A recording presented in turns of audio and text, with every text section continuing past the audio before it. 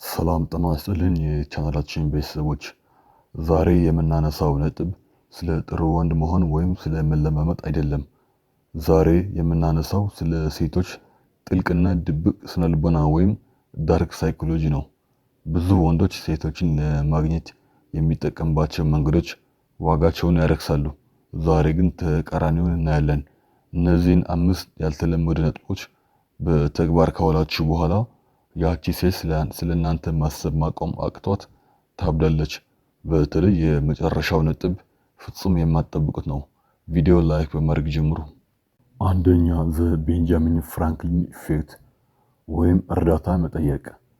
ብዙ ወንዶች ሴትን ለማስደሰት ስጦታ ይገዛሉ ወይም ሁሉም ነገር ያደርጋሉ።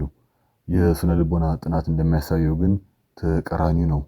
አንድን ሰው ስንረዳው አእምሯችን ያንን ሰው ጥሩ ሰው ስለሆነ ነው የረዳሁት ብሎ ያሳምነናል። ይህ እንድንወደው ያደርገናል። ትናንሽ እርዳታዎችን ጠይቃት። ለምሳሌ ይህ ልብስ ብለብስ እንዴት ነው? የትኛው ይሻለኛል? አስተያየት ስጭኝ፣ ወይም ይህንን ስራ እንዴት ብሰራው ይሻላል በላት። ይህ ሲሆን በህይወት ውስጥ ቦታ እንዳላት ይሰማታል።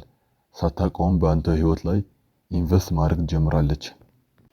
ሁለተኛ፣ ስልታዊ ዝምታ ወይም ታክቲካል ሳይለንስ። በጣም አስደሳች ወሬ እያወራች ያለ በድንገት ንግግሩን አቁመህ ሌላ ጉዳይ አለብኝ ብለህ ውጣ።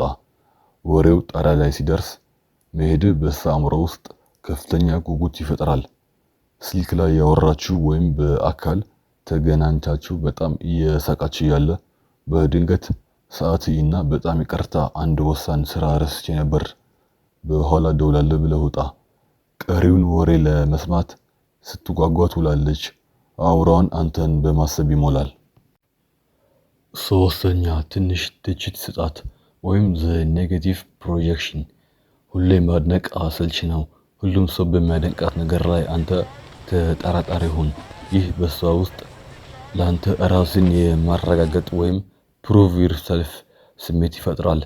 ለምሳሌ በጣም ቆንጆ ከሆነች ቆንጆ ነሽ ግን የሆነ ነገር ይጎድልሻል፣ ወይንም እኔን ትችኛለሽ ብዬ አላስብም ብለህ በጨዋታ መልክ ተገዳደራት። ያኔ ያንተን አድናቆት ለማግኘት እና የተሳሳተ መሆንህን ለማረጋገጥ ትለፋለች። አራተኛ፣ የመኖርና ያለመኖር ሚዛን ወይም ፕሬዘንስ ቬስ አብሰንስ። ሰው ልጅ ዋጋህን የሚያውቀው ስትኖር ሳይሆን ስትጠፋ ነው። ሁሌም ዝግጁ አትሁን። ለተወሰነ ጊዜ የፍቅር ዶዝ ስጣትና ከዚያን በድንገት ጠፋ በል። ለአንድ ሳምንት በጣም ቀርበህ በሚቀጥለው ሳምንት ደግሞ ስራ ላይ ተጠመድ። ስልኳን አትመልስ፣ ሜሴጅ አትላክ።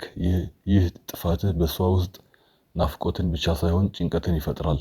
አንተን ስታገኘህ ግን ደስታዋ ወደ እብደት ይቀየራል። አምስተኛ፣ የጥንካሬና የልባዊነት ሚዛን።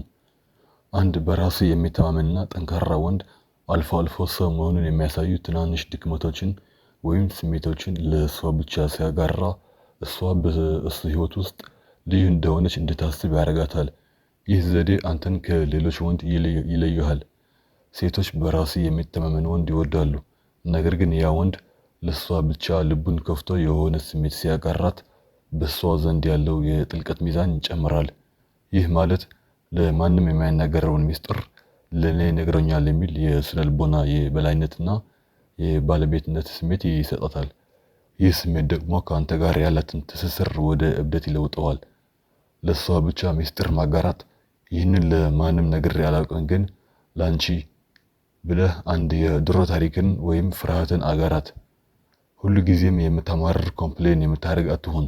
ይልቁንም ጠንካራ መሆንን እያሳየህ በመሃል ግን ስሜትን በታማኝነት ግለጽ።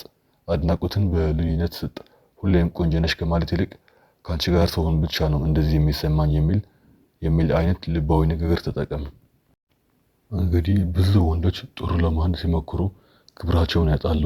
እናንተ ግን በእነዚህ ስነ ልቦናዊ ዘዴዎችን በመታገዝ ተፈላጊነታችሁ ከፍ ማድረግ ትችላላችሁ። በተለይ አምስተኛው ነጥብ የጥንካሬና የልባዊነት ሚዛን በአግባቡ ከተጠቀማችሁበት ግንኙነታችን ወደ ሌላ ደረጃ ያሸጋግረዋል። ቪዲዮን ከወደዳችሁ ላይክ ማድረግ አትርሱ። እንዲሁም ሰብስክራይብ በማድረግ ቤተሰብ ይሁኑ።